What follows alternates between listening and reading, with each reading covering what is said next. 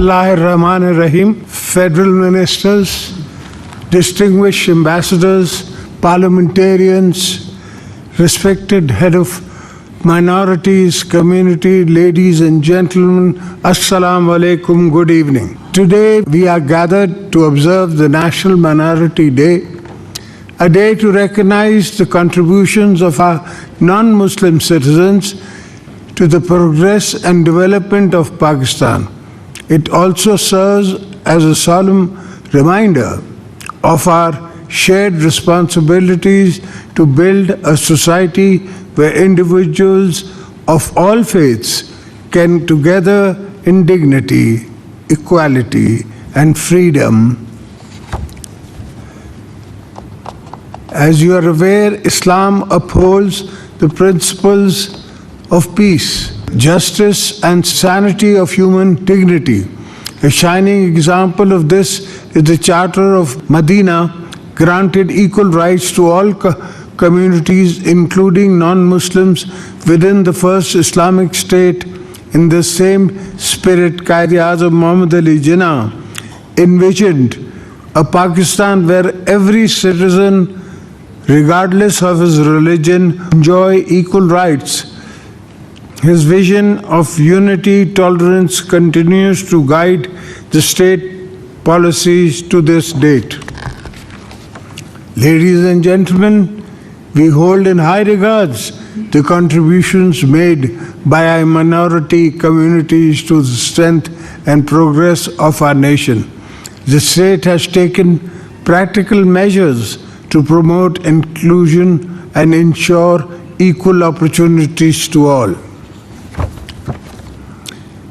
Separate seats have been reserved for non-Muslims in the parliament and provincial assemblies to ensure that participation in the legislative and the policy-making process. A 5% quota in federal and provincial government jobs has been reserved to support the economic empowerment of minorities. In the field of education, and scholarships are being offered minority students from primary level through the professional and higher education institutions. You would appreciate that the national policy of interfaith harmony has been designed to promote religious tolerance, strengthen social integration, and unite all religious communities as part of the coalition national fiber. Let me make it absolutely clear. The state of Pakistan stands determined against all forms of discrimination, extremism, and violence. Such acts have no place in our society and were not allowed to threaten the unity, integrity of our nation. As the President of Islamic Republic of Pakistan, I want to assure you, our minority communities, that you are an essential and respected part of our societies. Your rights and freedom and safety are fully protected under the Constitution. On this National Minorities Day, let us renew our collective resolve to build a more inclusive, stronger Pakistan, one where every citizen, regardless of his religion or belief, enjoys equal rights, mutual respect, and legal protections. Let us unite to create a society in which every individual is empowered to contribute and meaningfully to our shared destiny. Few thoughts that come to my mind. The gentleman Baveja Sahib pointed out occupation of a Sikh temple, and at the same time some other minority temples. That immediately, I do assure you, I will take it up with the government and that will be done.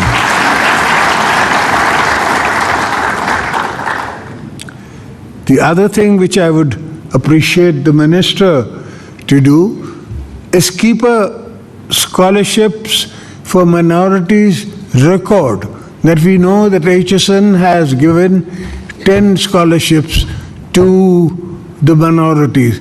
Cadet colleges, we should know, because when I was a kid, I didn't know the difference between Hindu and anybody else.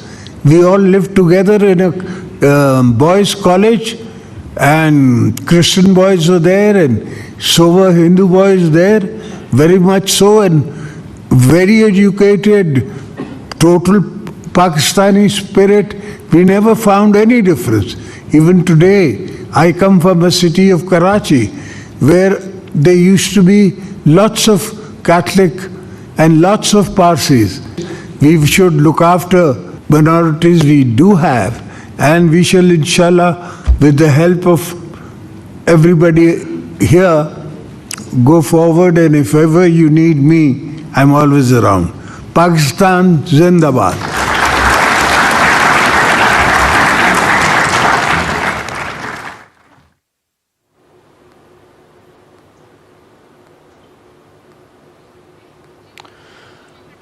صدر آصف علی زرداری اقلیتوں کے قومی دن کے حوالے سے منعقدہ تقریب میں کیک کاٹ رہے ہیں. وفاقی وزیر مذہبی امور، وزیر قانون، وزیر برائے اقلیتی امور بھی ان کے ہمراہ ہیں. خاتون اول آصفہ بھٹو زرداری بھی اس موقع پر موجود ہیں. پاکستان بھر میں اقلیتوں کے نمائندے بھی اس تقریب میں شریک ہیں.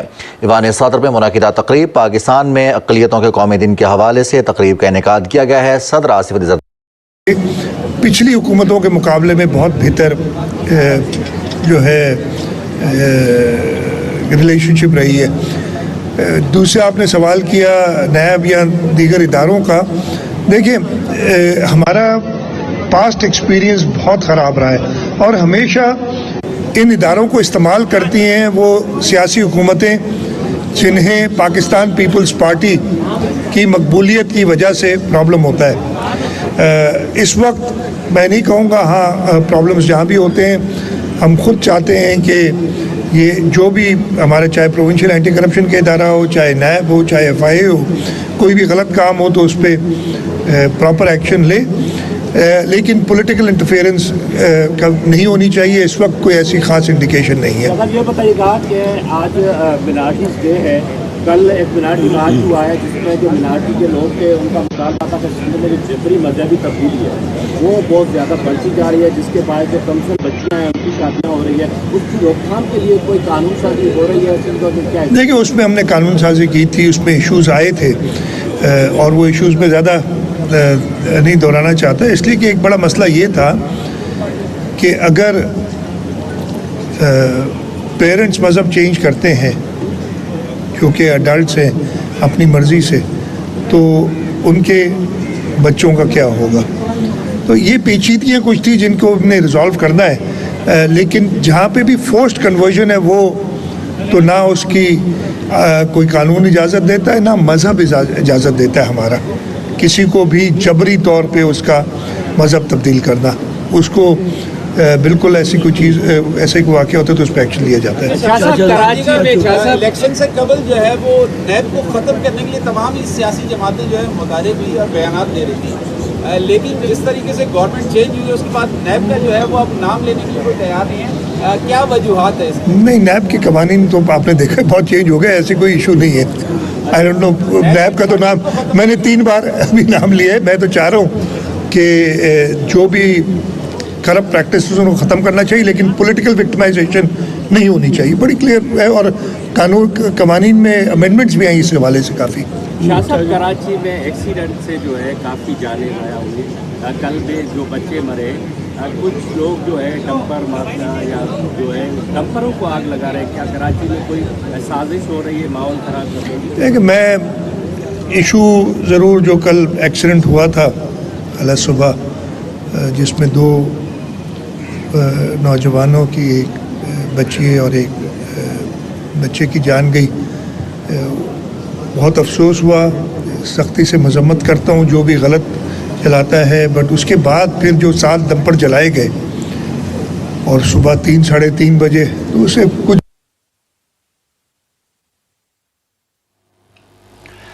وزیر اعلیٰ سندھ سید مراد علی شاہ کراچی میں میڈیا سے گفتگو کر رہے ہیں. انہوں نے کہا کہ سیاسی انتقام پر یقین نہیں رکھتے, مسائل کے حل کے لیے مل کر کام کر رہے ہیں. مراد علی شاہ کا مزید کہنا تھا کہ اقلیتوں کی فلاح و بہبود ترجیح ہے. کراچی میں اقلیتوں کے دن کی مناسبت سے سوامی نارائن مندر میں یہ تقریب تھی, جس کے بعد وزیر اعلیٰ سندھ سید مراد علی شاہ میڈیا سے گفتگو کر رہے تھے. انہوں نے کہا کہ سندھ صوفیہ اکرام کی دھرتی ہے. صوفیہ اکرام نے مذہبی رواداری کا درس دیا. سندھ مذہبی رواداری سے متعلق پوری دنیا میں اپنی مثال آپ ہے.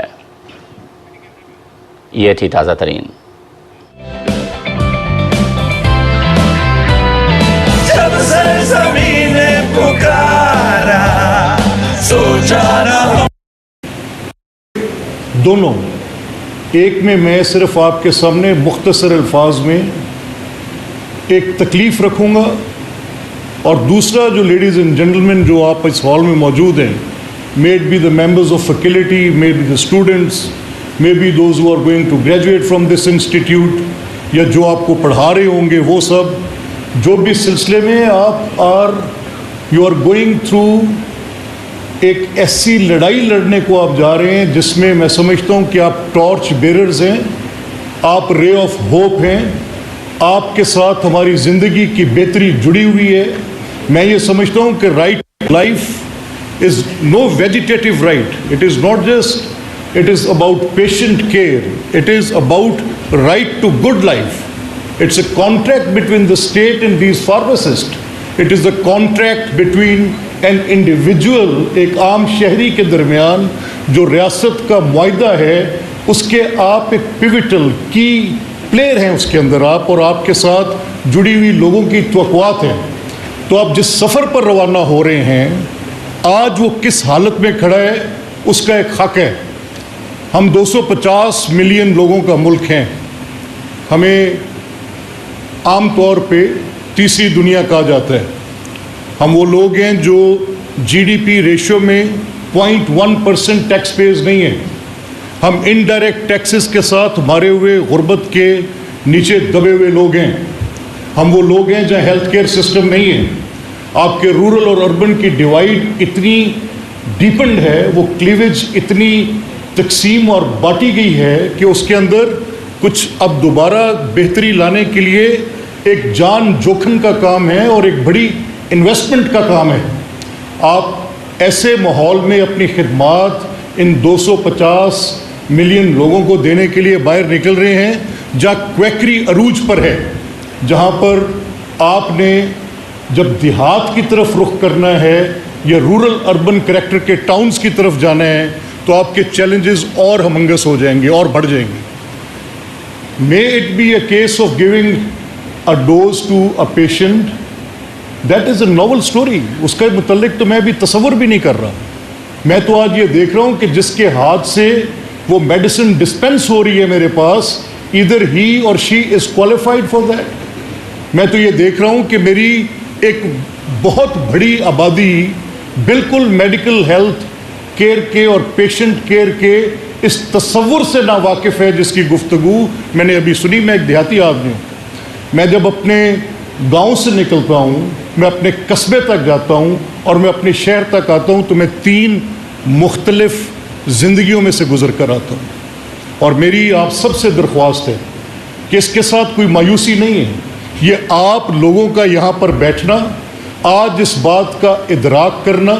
میں نے اندر when I was walking in, I asked Dr. Rathore, the doctor صاحب, do you think that will you be able to push this without the statutory support, without the political will, without the right administrative cohesion between the department and the institutions? In just one word, you need a statutory support for this. By all means you need a statutory support for this. اور ladies and gentlemen, میں دیکھ سکتا ہوں جن اساتذہ اکرام کا ذکر بھی پروفیسر احسن وحید رٹھور نے دیا, ان کی پیشانیوں پر پوری کہانی لکھی ہے. آپ لوگوں نے بڑی گراں قدر خدمات دی ہیں, اور یہ جو چہرے میں دیکھ رہا ہوں, تابناک چمکتے ہوئے چہرے, یہ امید ہے. اور مجھے یقین ہے کہ یہ جو بیچز اب آپ فارماسسٹ کے نکالیں گے, آپ ایک کوہیزو ہیلتھ کیئر سسٹم کی بات کر رہے ہیں, آپ میڈیکل پریکٹیشنر کے ایتھکس کی بات کر رہے ہیں, آپ اچھے اکوپڈ ہاسپٹلس کی بات کر رہے ہیں. آج کی گورنمنٹ پورے رورل ہیلتھ سسٹم کو ریویمپ کر کے ان کو جدید بنیادوں پر استوار کرنے کی بات کر رہی ہے. آج سینٹرز آف ایکسیلنس بن رہے ہیں, آج میڈیکل پروفیشنلز کے لیے بہتری کی بات کی جا رہی ہے, آج اس کے اندر سے کویکری اور میل پریکٹسز کو ختم کرنے کی بات کی جا رہی ہے. تو یہی وہ امید اور توقع ہے جس کے اوپر ہم اس عمارت کو استوار کر سکتے ہیں.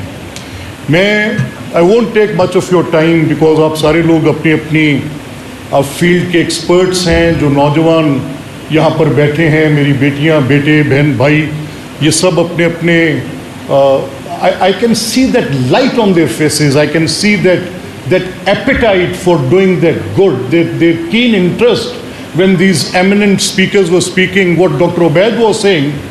تو میں ان کی جو پریزنٹیشن کا پہلا جملہ تھا, مجھے اس میں ایک امید نظر آ رہی تھی کہ آج ہم ان SDGs کے ماڈل پہ کہاں کھڑے ہیں کہ اگر ہم نے اس کو کمپیٹ کرنا ہے by 2050 and if we have to comply with the Committee of the Nations, تو یہ سسٹینیبل ڈیولپمنٹ گولز میں آپ جس پروفیشن کے اندر جا رہے ہیں, آج جس فارمیسی کی ڈگری آپ حاصل کر رہے ہیں, جس کی بنیاد پر آپ نے اپنے اس پروفیشن کو پریکٹس کرنا ہے, وہ سسٹینیبل ڈیولپمنٹ گولز میں ایک بنیادی نکات کے طور پر شامل کیا گیا, ایک بنیادی نقطے کے طور پر شامل کیا گیا.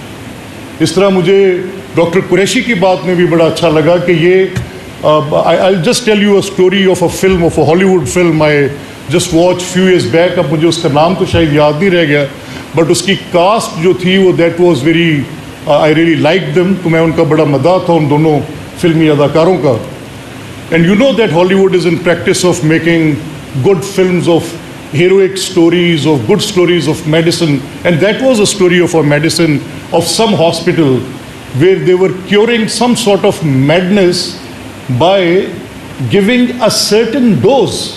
So I was just relating it کہ جو بات ڈاکٹر عبید کر رہے تھے, یا جو بات اس سے پہلے پروفیسر صاحبہ کر رہی تھیں, یا ڈاکٹر راٹھور کر رہے تھے, تو I still remember the cast of that movie, and that was just a visualizing, and the whole 1.5 hour, 90 minutes of that interactive session, that film was just made in a hospital, and that just changed the medical landscape. That contribution of those جن کے اوپر وہ film بنائی گئی تھی, کہ کتنی دوائی دینے کے ساتھ ایک بستر پر پڑے مریض آدمی کو اٹھا کر کھڑا کیا جا سکتا ہے, اور اگر خدا نہ خواستہ وہ اس کی تعداد بڑھا دی گئی تو وہ جو بھی صرف بستر پر گرے وہ پاگل پن کی حد بھی کراس کر دے گا.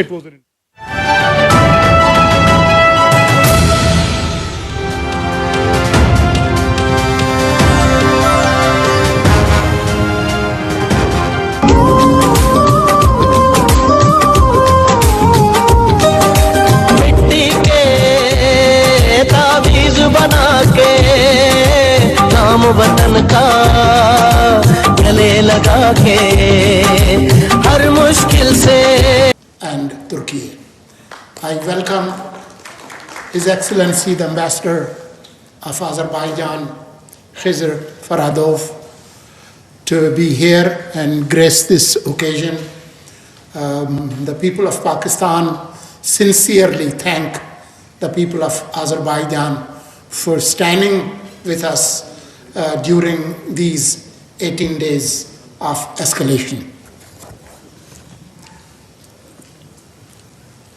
Ladies and gentlemen, this book is not about us. This book is not about me and my colleague Ahmad Hassan Al-Arbi. This is the story of valor, courage, and the epic ballad of 250 million brave people. During Second World War, Burma, China, India theater, Chiang Kai-shek had an American general, his commander, known as Joseph Stilwell, also known as Vinegar Joe.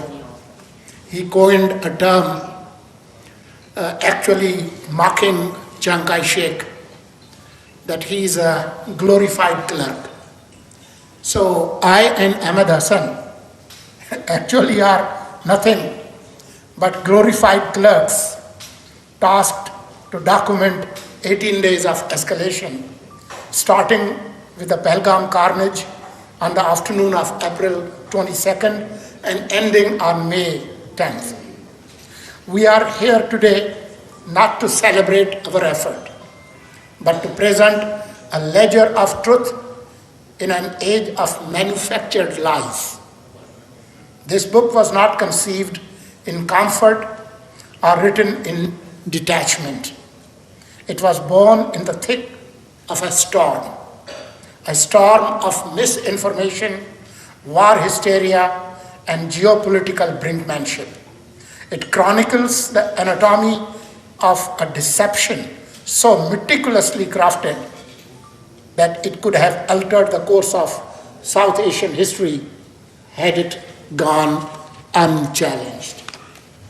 On April 22nd, 2025, in the lush meadows of Besaran Valley, Pahalgam, 26 people were slaughtered in cold blood. The victims, tourists from Gujarat, Maharashtra, West Bengal, Karnataka, and beyond, were not just mourned. They were turned into props for a script that declared within minutes that Pakistan was guilty, that Kashmir's resistance was a proxy for foreign terror, and that India's self-righteous fury must be unleashed. We, in this book, raise a question. What if the script was written before the first shot was even fired? We take you back to the days before the carnage, to April 20, when the valley was incomprehensibly opened to tourists without a standard security clearance, to the absence of patrols in one of the most militarized regions in the world. We ask questions about the uncanny speed with which the blame was assigned, suspects were sketched, and the hashtags were weaponized. We follow the trail of inconsistencies. M4 carbines, a weapon from Indian military stockpiles, in the hands of the so-called infiltrators, AI-generated suspect images misidentified by the press, and a telegram claim of responsibility from the resistance front that was retracted within days, dismissed by its own alleged authors as a fabrication. These are not conjectures. These are documented facts, corroborated through intercepted audio, leaked files, payment trails, and digital forensics.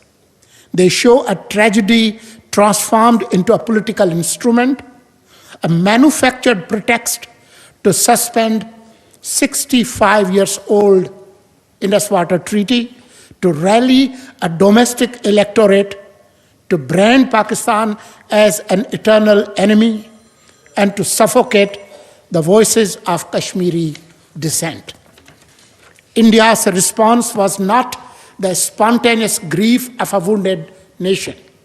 It was the choreography of a government steeped in the Modi doctrine, where Hindutva is no longer a fringe ideology, but state policy, where 200 million Muslim citizens of India are demonized, and where Pakistan is the permanent scapegoat to mask domestic failures. Within 48 hours, the Indus Water Treaty, a lifeline for the people of Pakistan and a rare testament to decades of fragile peace, was suspended. Prime Minister Modi thundered, "Water and blood cannot flow together."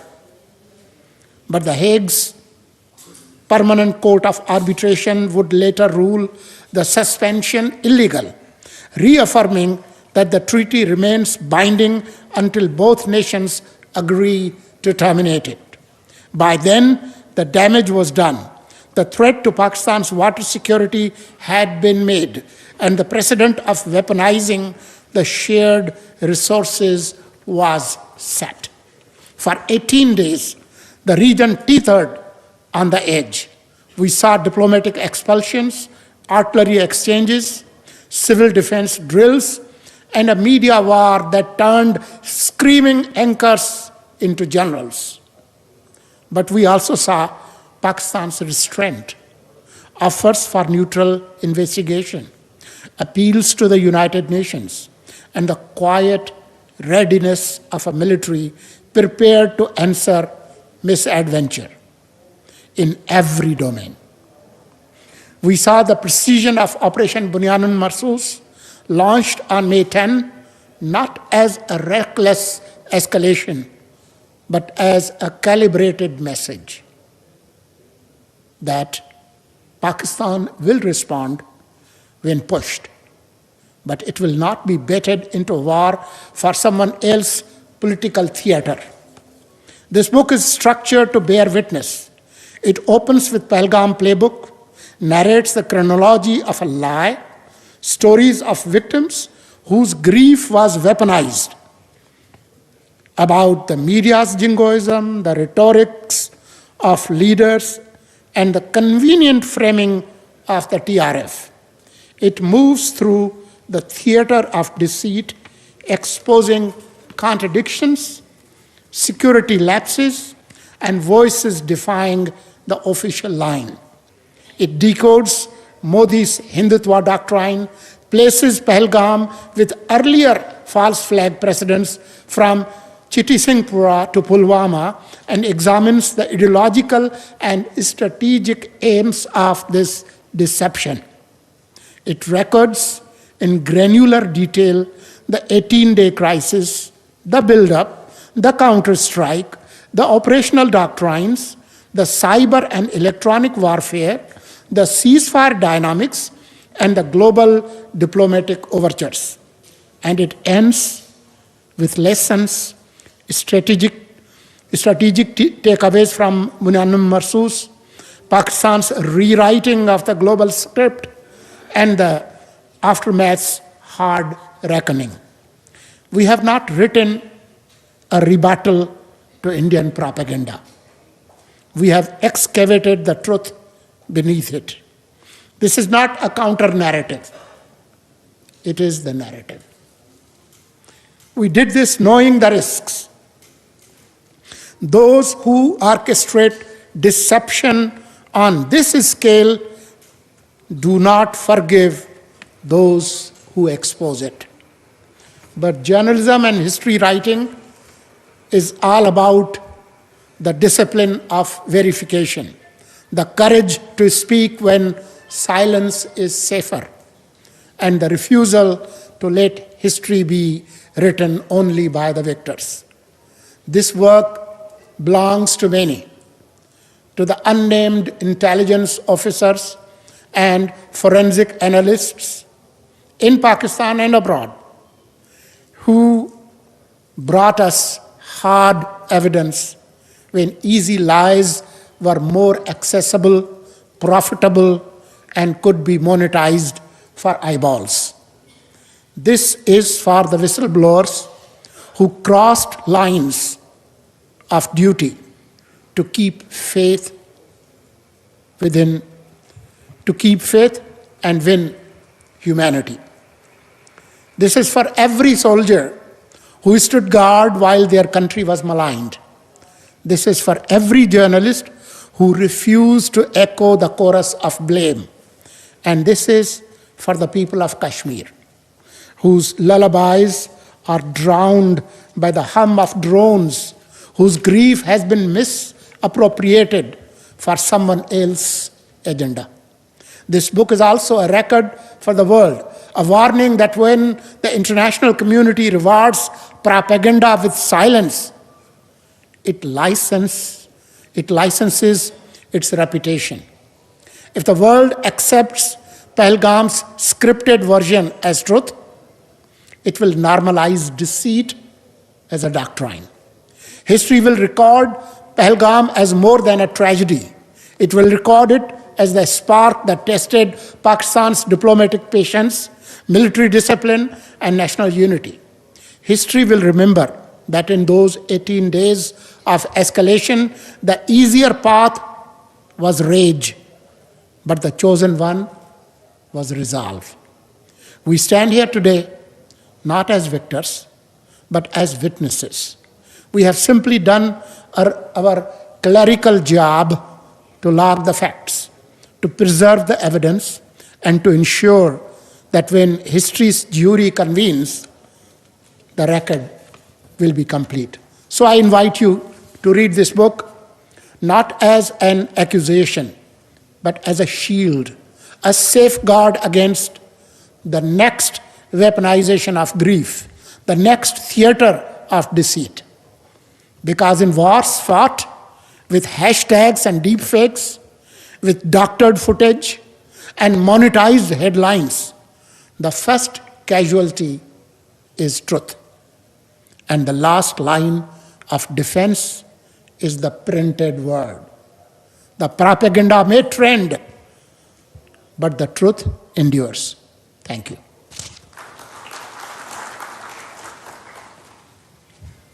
Thank you, Mr. Solanki, for the insights and thoughtful words. Now I would like to invite our co-author of the book, an analyst and expert in international relations, foreign policy, and national security, Mr. Ahmed Hassan Al-Arabi. Please join us and debrief us about the book.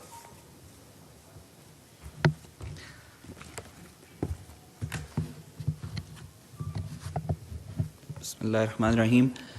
Ladies and gentlemen, I want to begin by thanking each one of you for being here today at the launch of The War That Changed Everything. When we talk about South Asia, we must understand that we are not talking about countries that are carved on the map. We are talking about 2 billion people. We are talking about 2 billion lives. And our book, The War That Changed Everything, is an account of the war that took place between 6th and 10th May. A war that truly changed everything, not only in Pakistan, but regionally as well as globally. The war that began with the false flag operation of Pahalgam and within days became the most dangerous confrontation the history of humanity ever witnessed. 2 nuclear-armed nations, eyeball to eyeball, fighting each other. Everyone wants to know what happened on 22nd of April. Everybody wants to know what happened on 23rd or on 6th of May when we downed 6 of their aircrafts, and on 10th when we launched Operation Bunyan Marsus and secured strategic deterrence. While the book covers these minute details, but the focus of this book has also been on the mindset that choreographed, manufactured, and created Pahalgam. The mindset that created Operation Sindoor, the mindset that brought the region at the brink of a nuclear war, a mindset that has been planning an invasion of Pakistan for years, a mindset that thrives on anti-Pakistan sentiment, a mindset that, like a vampire, thrives on the blood of Muslims, and not just Muslims, but other minorities within India.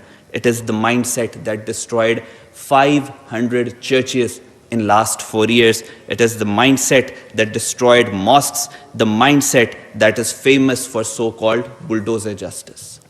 Ladies and gentlemen, I'm talking about Hindutva, which is an ideology which is backed by the BJP government within India. At the heart of Hindutva stand Rashtriya Swayam Sevak Sangh, the RSS, a paramilitary organization that visions to dominate India, the organization that is in power today. It has been banned in India 3 times, an organization which is associated with the murder of Mahatma Gandhi and numerous other political violence, and now it controls one of the largest militaries and a nuclear arsenal. Ask yourself, is it a threat to Pakistan only? Certainly not. Hindutva, BJP, RSS are a threat to the world.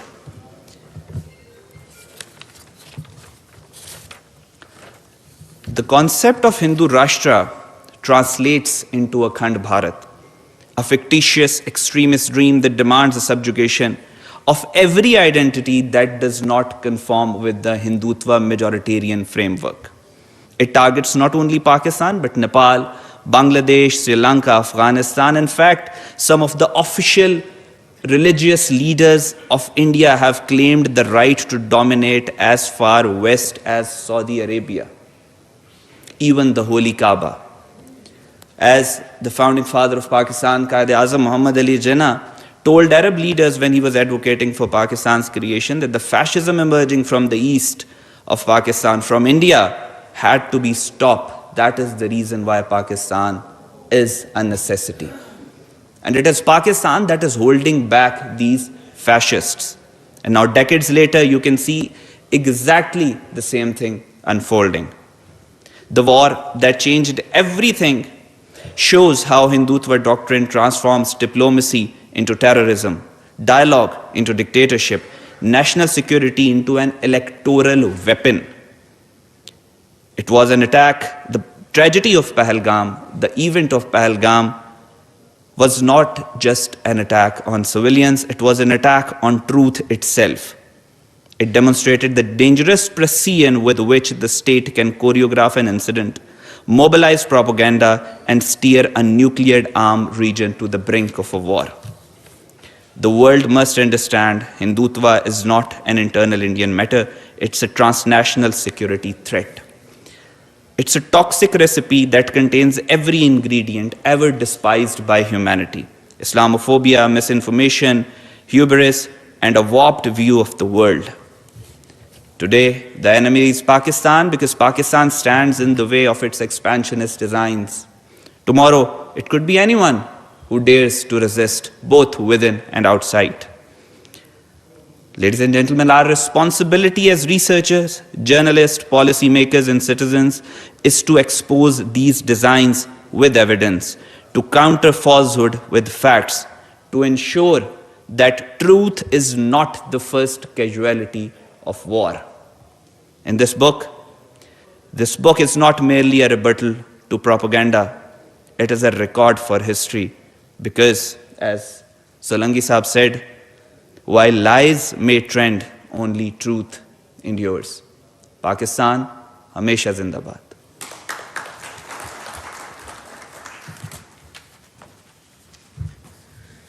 Thank you, Mr. Hassan. I think we all feel the heart and soul you have poured into this book. Now, I would like to invite our guest speaker, Mr. Muhammad Idris Khan, who started his career as a journalist with Muslim, a former PSP officer. He has served as DIG Malakand, Kohat, and Banu, the militancy hit areas, also remained Deputy Commandant, Federal Constabulary, earned Valor Medal for fighting militancy, and has worked with UN as Public Security Advisor. Sir, please. Thank you very much for having me here. And it's a great honor for me to be here. While devouring through this book, I was really impressed with the catchy words and jargons beside the contents. And what else I can say in presence of such a valued gathering, and I'm grateful. I think I shall be speaking later on because my sugar level is a bit down, so forgive me for that. But I recall that while fighting militancy in Swat and Hangu, Mr. Talat Hussain has also been coming there. And I think this book launch should be in KP, because KP is burning in flames these days, and proxy wars that are ignited from Afghanistan in India. So the people should know कि वहाँ पर क्या हो रहा है, और how I found myself as DIG Malakand and Kohat fighting the proxies. And this book needs to be, it should be read and conveyed to the people of, KP, because they are now understanding different things. it's better that they should read this book, and we also be, inshallah, reading this book. And I congratulate the author, the co-authors, and the organizers for organizing this this August ceremony to enlighten us all on the services, the contribution of the defense services, and exposing the propaganda, the false propaganda that was that has been, enrolled, it has been in air and in press everywhere by the Indian hegemonic style of, warmongering. And I recall, one Mr. Baitullah, when I was in Hangu, and Mr. Talat had also, visited us, though there was such a difficult situation that he couldn't reach us. So wahan par I, was DPO, and Mr. Baitullah Mahsood, a known or notorious character, he called me and he asked me, why, are you doing all this? And I'll fire you and I'll kill you. So I told him, why? Are you not fleshy? Don't you have flesh? Or you are stoned? You will not be killed. You only, we can be killed. And then Mr. One Brigadier Hilal Saab was, in Hangu, and we chased him.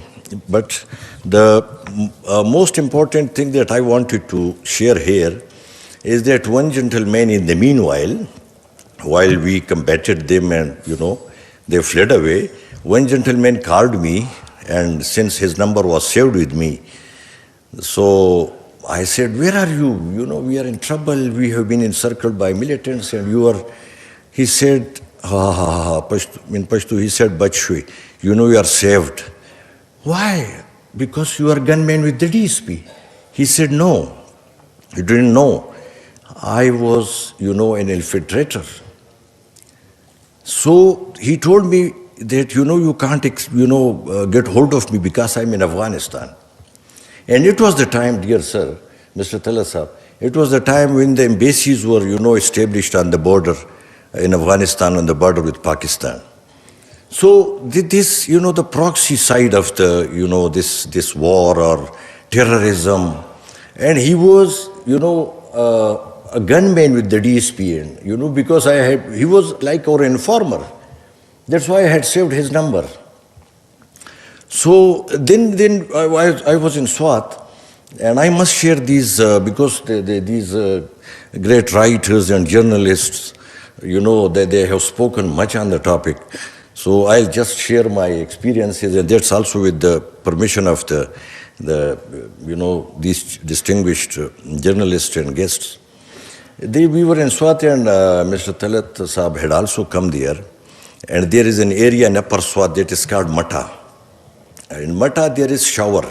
Shower leads into Swat. Swat leads into Bajawad, and that is into Afghanistan. So what we would do, that when we would chase them, they would just rush to shower and to later on to Afghanistan. So this is what I had to say. Thank you very much for your time and bearing me, despite the fact that my sugar was low. Thank you very much, sir. Thank you very much. Thank you so much. We are grateful for your time and for your words. Next, I would like to call Mr. Syed Talat Hussain, a renowned Pakistani journalist with his contributions in all fields of media and public education. He is known for his sharp, crisp, and surgical analysis of Pakistan's regional and global affairs. Sir, please say a few words. Bismillah ar-Rahman ar-Rahim. Assalamu alaikum. His Excellency, Ambassador of Azerbaijan, diplomats, bureaucrats, my journalist colleagues that I see in great number here, students, researchers, representatives of other institutions who are also here, and my colleagues, the camera crew. Great to be here this morning.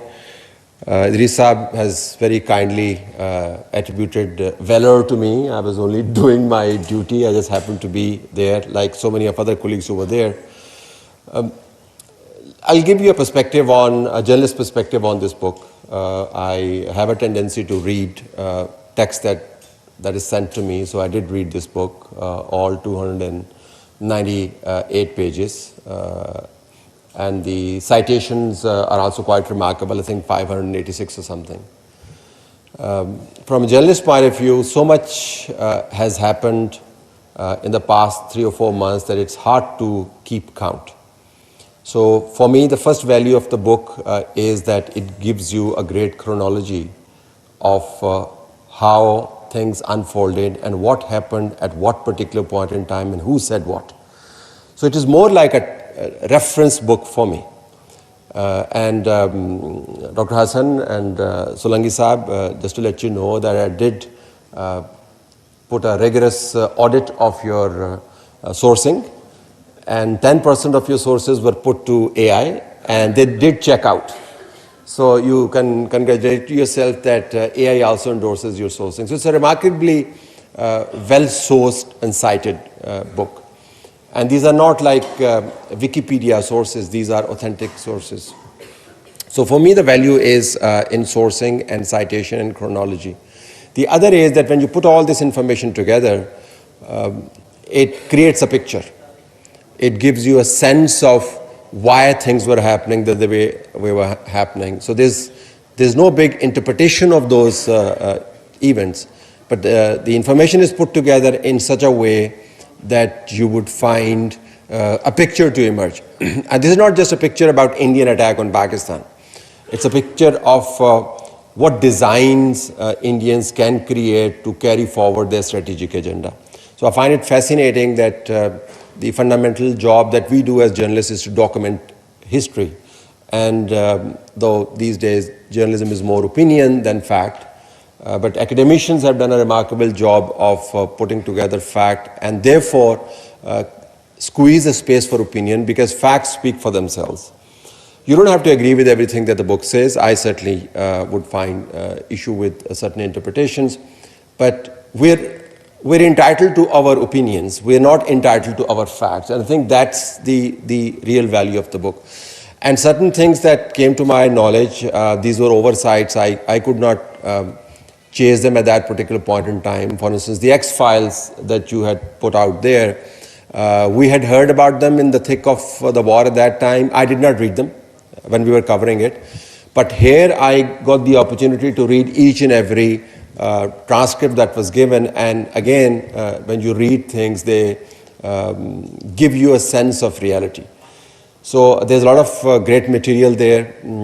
It also gives you pretty much everything. It gives you a sense of what Hindutva is, what the Asian or the Hindu Machiavellian Chanakya or Chanakya, depending on which pronunciation you want to use, how that ideology seeps into the RSS ideology and what big designs they have, not just with regard to Pakistan, but with regard to Asia as well. I think it also has a certain foresight that is available. And I think it's on page 233 or somewhere. And it makes it quite amazing, because when this book was written, the events of the last 36 hours in which the Indian Air Chief was claiming that they had shot down after, it's an afterthought, 6 Pakistan aircraft, or perhaps they were there on ground and they kind of killed them, depending on, again, how you interpret what he said. Those things had not happened. But the book talks about the possibility of another limited showdown between India and Pakistan, created by the Indians as a casus belli against Pakistan, some event in the window of September and October this year. And it also talks about another bigger war in year 2027. So when I read that para, I thought, this was really kind of hyperbolic.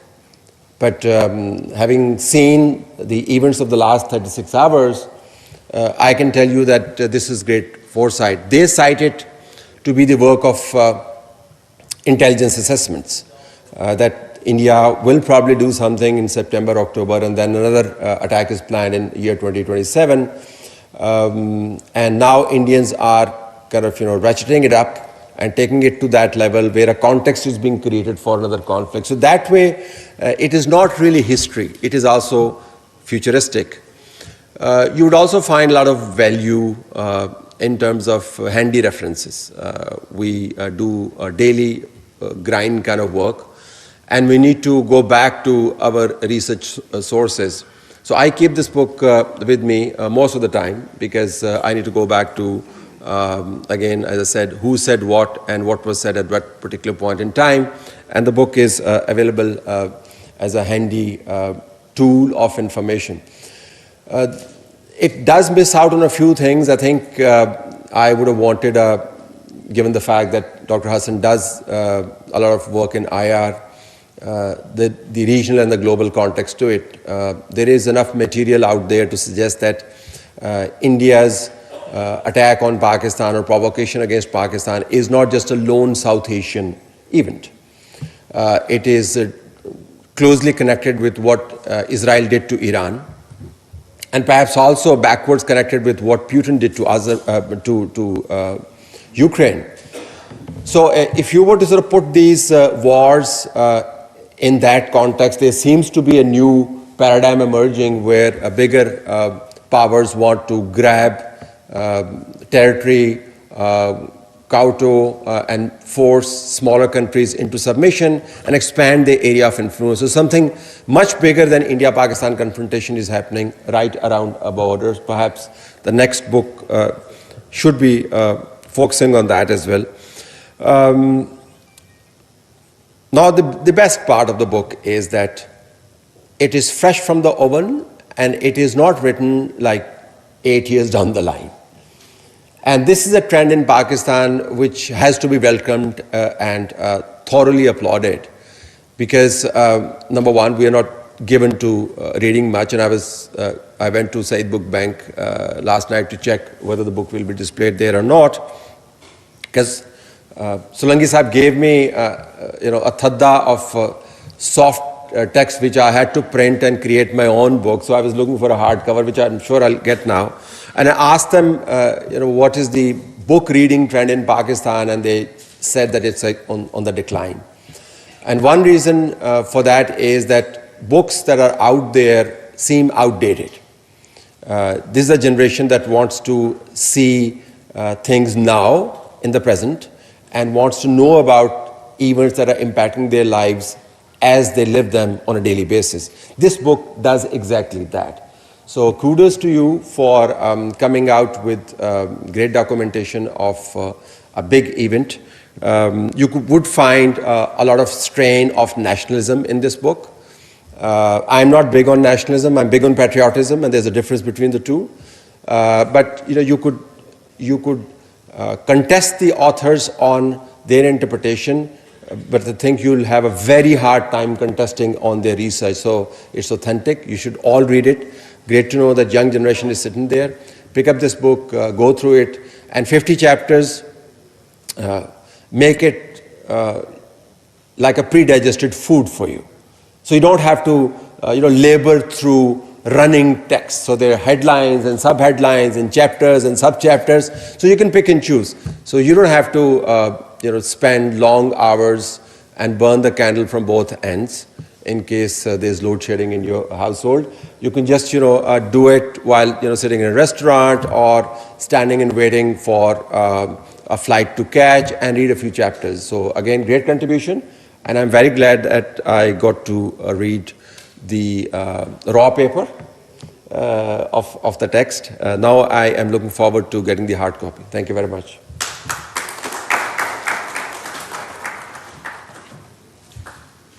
Thank you, sir. I think your words have truly added value to the gathering. Next, I am honored to welcome Engineer Khurram Dastagir Khan, a distinguished leader, seasoned parliamentarian, a former federal minister for many federal ministries, including defense. He is a prominent policy maker, veteran intellectual, and a security analyst. And for full transparency, a very good friend of Mr. Murtaza Solanki. Welcome, sir.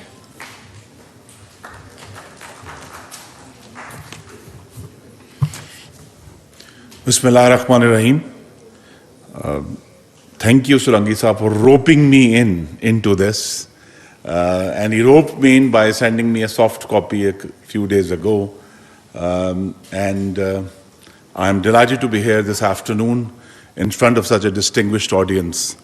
Ladies and gentlemen, after having gone through the book, I think all of us owe a debt of gratitude to the authors for writing the first draft of history that just happened 3 months ago.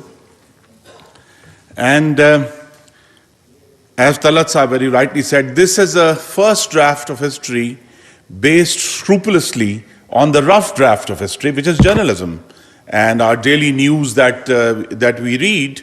But the authors have saved us the trouble and put together this very valuable volume, which to my mind, because of its timeliness, has created a baseline for future historians and continues Pakistan's unprecedented strategic communications campaign that began with such distinction during Nawa-i-Waqt. I also see this book as part of there's no other word for it, an ongoing miracle of Nawa-i-Waqt, in which we Pakistanis do not wait for few years for Western authors to write their books on us and tell us what happened in our country. So it's wonderful to see a timely book, and I think it's a miracle that they have published within 3 months of the war, the first consolidated, multifaceted account, analysis, as well as some thought on the consequences of Nawa-i-Waqt.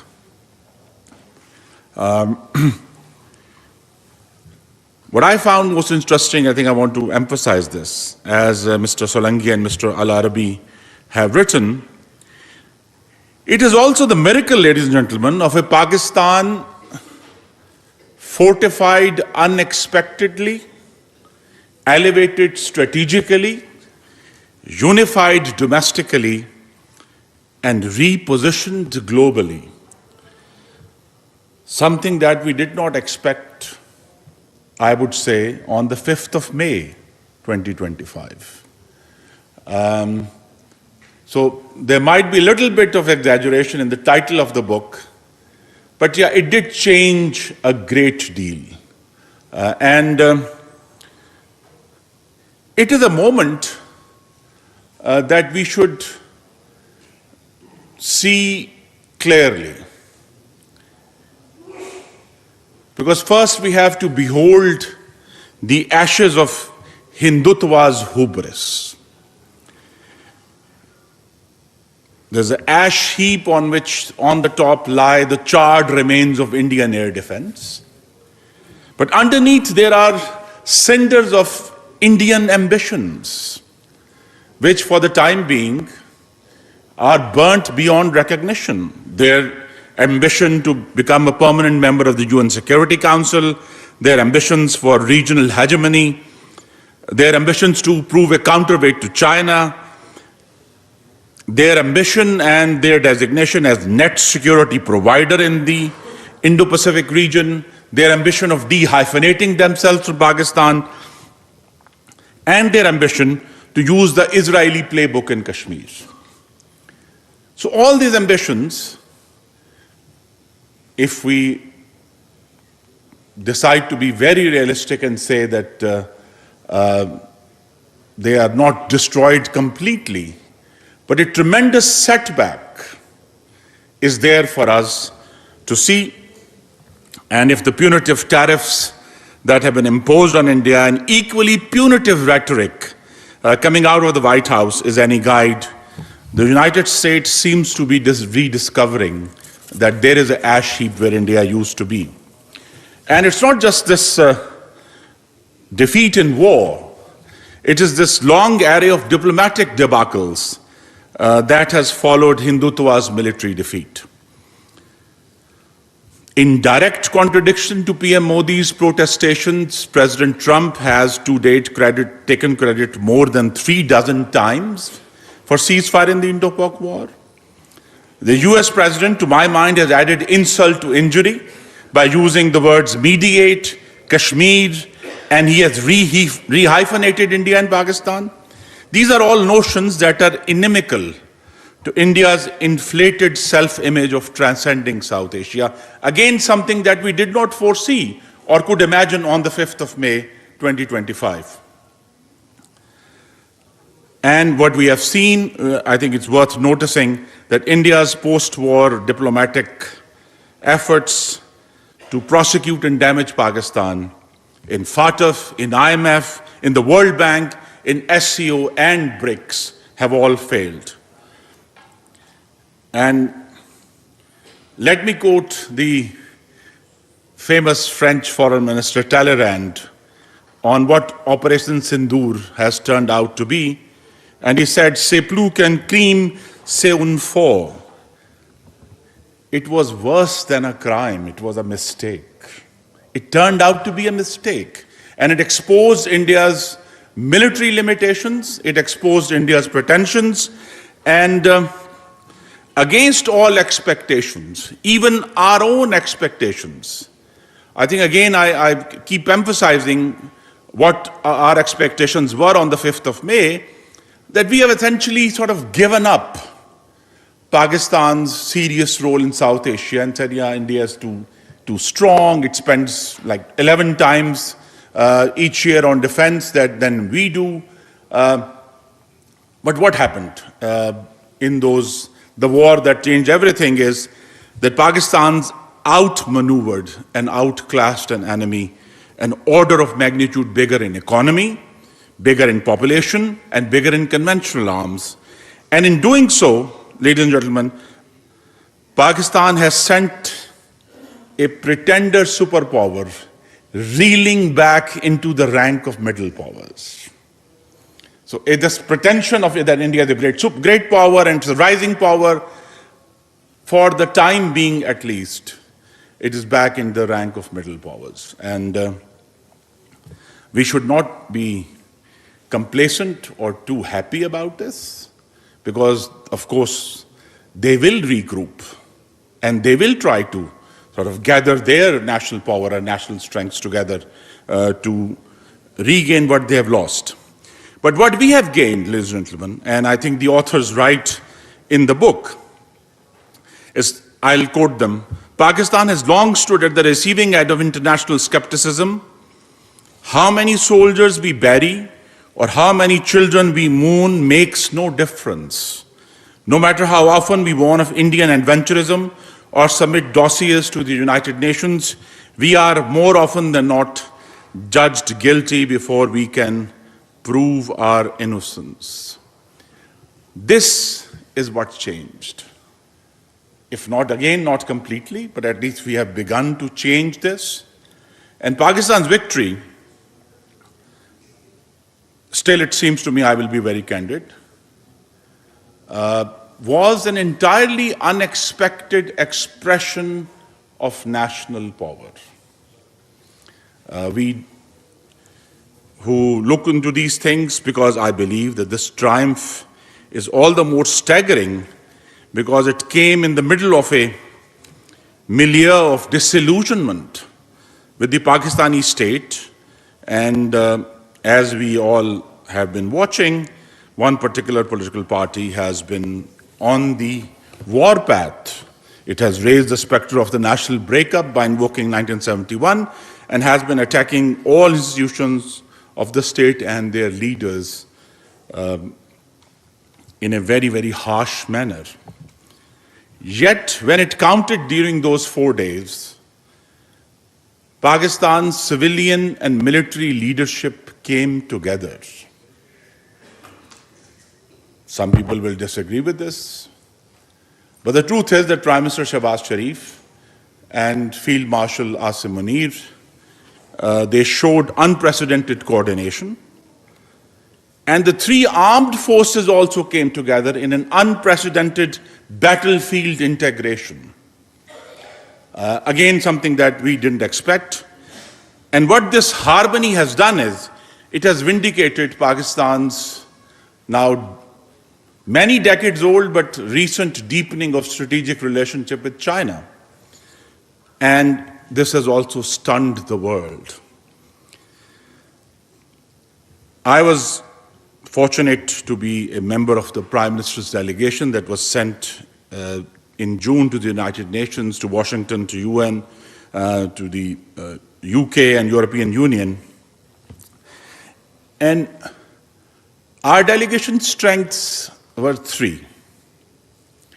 And again, it's part of what the war has changed. The first, of course, our strength was that we were victorious. Wonderful. But the second was that we did not seek any military or budgetary support from our hosts. All through our visit, we were just there to say what we needed to say without asking for anything in return except diplomatic support.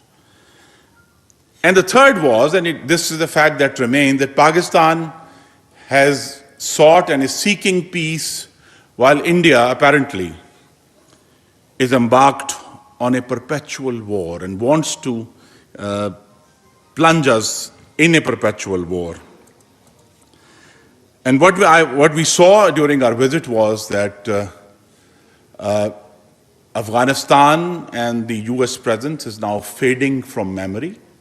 So this automatic hostility towards Pakistan is fading. What we also saw that Pakistan is also benefiting from India's retreat from United Nations. Might be temporary, but it is at the moment retreating. But we also found that our brotherly Islamic countries are rediscovering Pakistan. And there is wide empathy with Pakistan regarding our stance on the Indus Waters Treaty, both in the UN and EU. EU particularly is very keen on salvaging the rules-based order. So this is a unique, positive, strategic moment for Pakistan. And the question that we keep asking, and many very learned and skeptical people in the audience will keep asking, is, how long will this moment last? Will it be weeks, months? So what can Pakistan do to consolidate its gains? And the only way is to venture out boldly into the international arena. And we must continue beating the drum for restoration of the Indus Waters Treaty and overall respect for international treaties, and of course for nuclear restraint. But a clear message to India must go out. And I'll quote here Emil Simpson from his book, War from the Ground Up. And he said, this is our message to India. If you want stability in the world, you have to have clear strategic boundaries that seeks to compartmentalize conflicts and not aggregate them. If you don't box in your conflicts with clear strategic boundaries, chronological boundaries, conceptual boundaries, geographical boundaries, and legal boundaries, then you experience a proliferation of violence. This is what we need to avoid. And this message to India must be repeated and must go out clearly. And therefore, our first task, ladies and gentlemen, and I'm concluding here now, is for Pakistan is prepare for the next war. So we have to fill the gaps. Some gaps were exposed during this war that changed everything. So we need to fill the gaps. And it will also require, to my mind, having held this portfolio of defense, a new and untrammeled analysis of Pakistan's defense forces' tooth-to-tail ratio, followed by a ruthless optimization of resources. We must also begin a diplomatic campaign by becoming the foremost advocate for lower riparian water rights. We must aggressively champion a successor to SAARC with China as a member, and to at least move toward the South Asia without India. And we should continue our diplomatic initiative by sending smaller delegations to converse regularly with the European Commission and EU Parliament. It is the moment, ladies and gentlemen, to take neither friend nor foe as permanent. And Pakistan's newfound salience we should use it to reach out to friends, but also reach out to our critics and not so friendly nations. And we have to also begin a dialogue with environmental and water organizations worldwide. We should also realize, ladies and gentlemen, that the danger is clear and present. We have a ceasefire, we do not have peace. It looks like peace, but there is no peace. And as we have seen, the embers of Hindutva's anti-Muslim and anti-Pakistan hate continue to glow. They keep baiting us with eat bread, otherwise my bullet is here. A ceasefire is a pause, it is a trailer, and there was no question of returning to the Indus Waters Treaty. So as has been correctly foreseen in the book also, that Hindutva cannot bear the disgrace and will lash out in anger. So this disgrace and anger, these are not strategic concepts, ladies and gentlemen. They arise from somewhere else, and therefore are all the more dangerous. And again, has been pointed out, after the monsoon season recedes in a few weeks, PM Modi will have the first opportunity to stop waters of the Chenab and Jhelum rivers. That is a fact, which of course in turn, if he does so, will trigger the policy of Pakistan National Security Committee that any attempt to stop or divert the flow of water will be an act of war.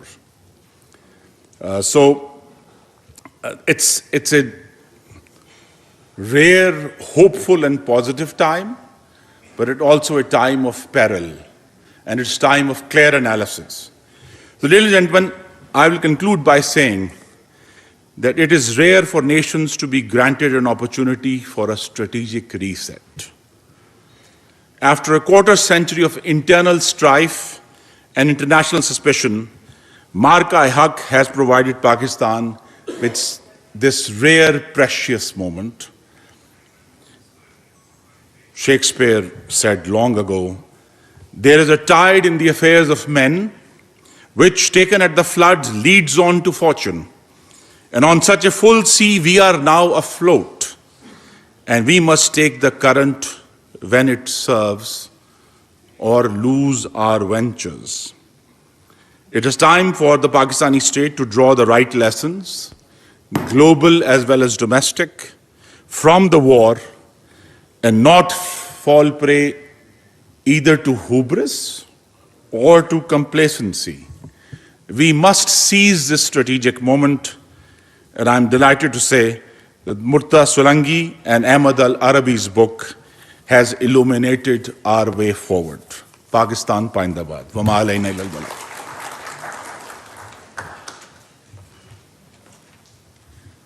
Thank you, sir. Your words and presence is appreciated. Next, we would like to open the floor for a question and answering session. If you have senior सहाफ़ी और साबिक निगरान वफाकी वज़ीर मुर्तज़ा सोलंकी अपनी किताब the war that changed everything की तकरीब रूनमाई से खिताब कर रहे थे। दीगर मुकर्ररीन ने भी खिताब किया। मुर्तज़ा सोलंकी ने खिताब करते हुए कहा कि पाकिस्तान बेपनाह कुर्बानियों के नतीजे में हमें मिला। हमारे मज़हब में तमाम मज़ाहब को मुकम्मल आज़ादी हासिल है। किताब में हालिया पाक भारत से मुतालिक तहलका खेज़ इंकशाफात शामिल हैं। उन्होंने कहा कि किताब में भारतीय रियासती दहशतगर्दी को तारीखी पस मंज़र में बयान किया गया है। ऑपरेशन बुनियानुल मरसूस के बाद एक नया पाकिस्तान दुनिया के नक्शे पर उभरा है। भारत को सिंतास मुआहिदे का पाबंद बनाया जाना चाहिए।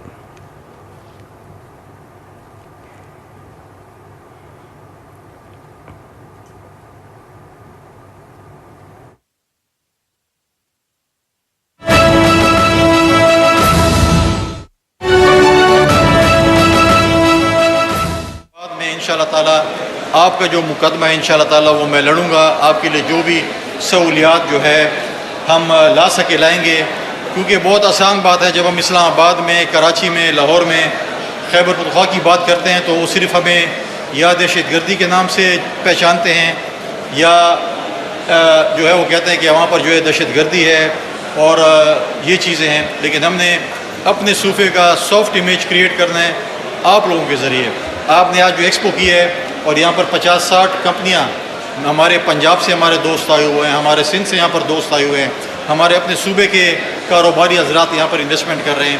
تو میں سمجھتا ہوں کہ ایک بہت ہی اچھا ہمارا ایک سافٹ امیج ہے. ڈیفینیٹلی ہمارے صوبے کے حالات خراب ہیں، اس میں ہم کوشش کر رہے ہیں کہ حالات کو جو ہے وہ بہتری کی طرف لے کر جائیں.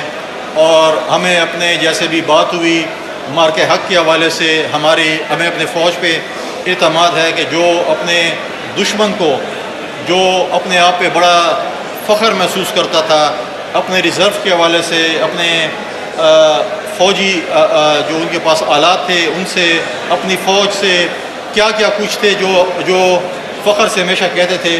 لیکن آپ نے دیکھا کہ ہماری فوج نے 3-4 دن کے اندر ان کا غرور خاک میں ملایا. تو جو ایک مٹھی بھر دہشت گرد یہاں پر موجود ہیں جو ہمارے ملک کے آئین کو نہیں مانتے، ہمارے ملک کے قانون کو نہیں مانتے، جو یہاں پر انتشار پھیلانا چاہتے ہیں، تو وہ ہماری فوج کے لیے چند گھنٹوں کی مار ہے.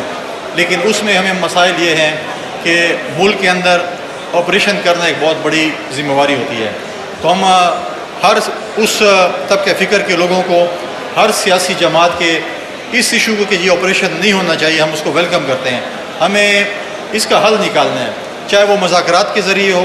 ہم چاہتے ہیں کہ وہ لوگ جو ہمارے صوبے میں ایک ایسا امن تباہ کر رہے ہیں، وہ ان کا ہمارے ملک میں جو ہے وہ ہونا جو ہے وہ میں نہیں سمجھتا. کیونکہ ایک ہے اور یہاں پر ایک فلسفی پھیلائی جا رہی ہے کہ شاید ہمارے پہاڑی علاقوں میں، ہمارے باجوڑ میں، ہمارے کرم میں یا ہمارے ان علاقوں میں فوج جو ہے معدنیات پہ قبضہ کرنا چاہتی ہے.